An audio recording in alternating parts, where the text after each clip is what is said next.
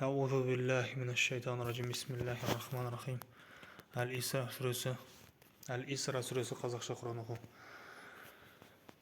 Оларға шермек түгіл тасқа немесе темірге айналыңдар. Я болмаса қайтадан жаратылуы ақылдарыңа сыймайтын басқа бір жаратылысқа нәрсеге айналып кетіңдер. Яғни неге айналсаңдар оған айналыңдар, бәрібір қайтадан тірілтілесіңдер деп айт. Сонда олар жарайды делік. Сонда бізді қайтадан тірілтетін кім дейді? Оларға сендерді әу баста кім жаратса сол тірілтеді деп айт. Бұл жолы олар таңырқағандай болып, әрі сені мазақ қыла бастарын шұғылғып, ал жарайды, сонда ол қашан деп сұрайды оларға. Бәлкім өліп қайта тірілетін уақыттарың таяп та қалған шығар деп айт. Ол сендерді қабірде жатқандарыңда шақырған күні оған мадақ айта отырып бірден құзырына баратын боласыңдар. Сонда сендер қабірлеріңде азақ уақыт жатқан немесе дүниеде аз ғана уақыт өмір сүрген екенбіз деп ойлап қаласыңдар. Уа Мұхаммед саллаллаху алейхи уассалам, құлдарыма өзара тілдескенде де қарсыластарымен жауаптасса да, әрдайым сөздің ең жақсысын айтып, өте сыпайы сөйлессінде. Өйткені шайтан қашанда олардың арасына жік салуға тырысады. Шүбәсіз шайтан адамға анық дұшпан. Раббыларың сендерді ниет пиғылдарыңды, не істеп, не қойып жүргендеріңді өте жақсы біледі. Ол қаласа сендерді мейіріміне бөлейді, қаласа азаптайды. Сондай-ақ, уа Мұхаммед саллаллаху алейхи уассалам, біз сені оларды қадағалайтын және олар үшін жауап беретін кепіл етіп жібермедік.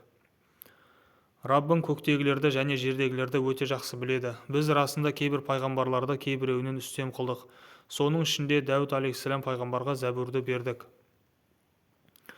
Мүшриктерге Алладан өзге құдай тұтқан пұттарыңа, пірлеріңе, періштелер мен жындарға қолдарынан келгенше жалынып жалбарыныңдар. Анығында олар сендерді бастарыңа түскен қиыншылықтан құтқара да алмайды, әрі оны жақсылыққа айналдыра да алмайды.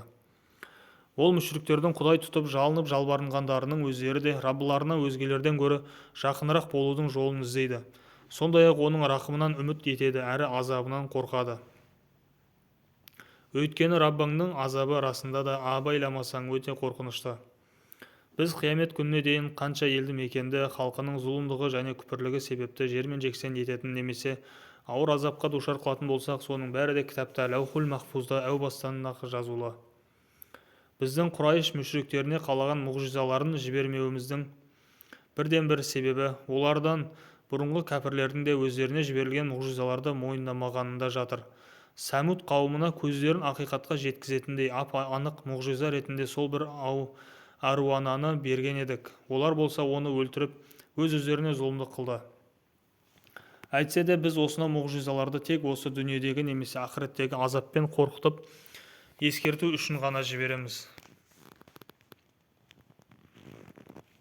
Кезінде саған шүбәсіз Раббың адамдарды шексіз ілімі һәм құдіретімен толық қамтыды, яғни олардың барлық жай күйін біліп тұрады һәм оларды ашса алақанында, жұмса жұдырығында ұстайды деген едік. Анығында біз Миғраж түні өзіңе көрсеткен ғаламат көріністі, сондай-ақ Құрандағы лағнеттелген ағашты адамдар үшін сынақ қылдық. Біз оларды қорқытып та ескертіп те жатырмыз, алайда бұл оларды тек одан сайын азғындата түсуде. Тәкаппарлану мен нәпсіге жеңілудің нәтижесінде адамдар мен жындардың күпірлікке қалай бой алдырғанын көру үшін мына оқиғаны естеріңе алыңдар.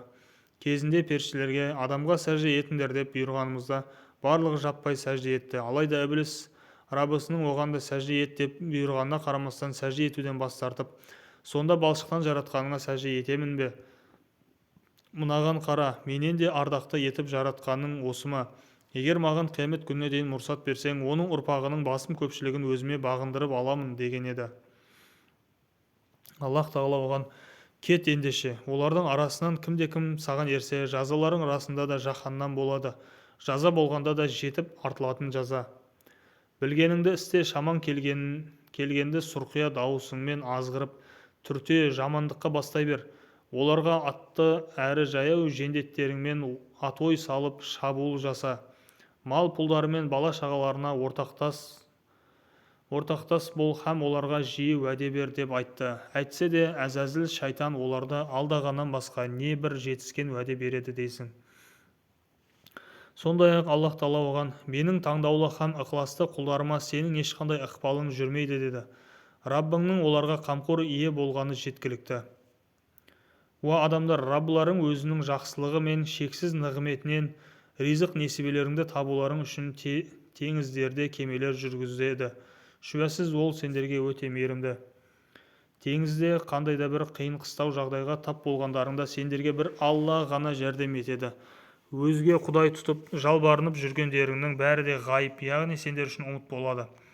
Алайда Аллах Тағала сендерді апаттан құтқарып, құрлыққа дін аман жеткізген кезде түк болмағандай одан сырт айналасыңдар. Міне адам баласы рахметі жоқ сондай жаратылыс. Сонда құрлыққа шыққаннан кейін Алланың сендерді жерге жұтқызып жібермейтіндігіне немесе алапат дауыл тұрғызып төбелерінен тас жаудырмайтынына сенімді болдыңдар ма? Ондай жағдайда өздеріңе сүйеу болар бірде-бір қамқор ие де қорған да таба алмайсыңдар. Әйтпесе күндердің күнінде сендерді теңізге қайта шығарып, алапат дауыл тұрғызу арқылы жақсылықты түсінбегендерің һәм күпірлік қылғандарың үшін суға батырмайтынына сенімді болдыңдар ма? Содан кейін бізге қарсы тұрып, өздеріңе қол ұшын беретін ешқандай күш те қорған да таба алмайсыңдар.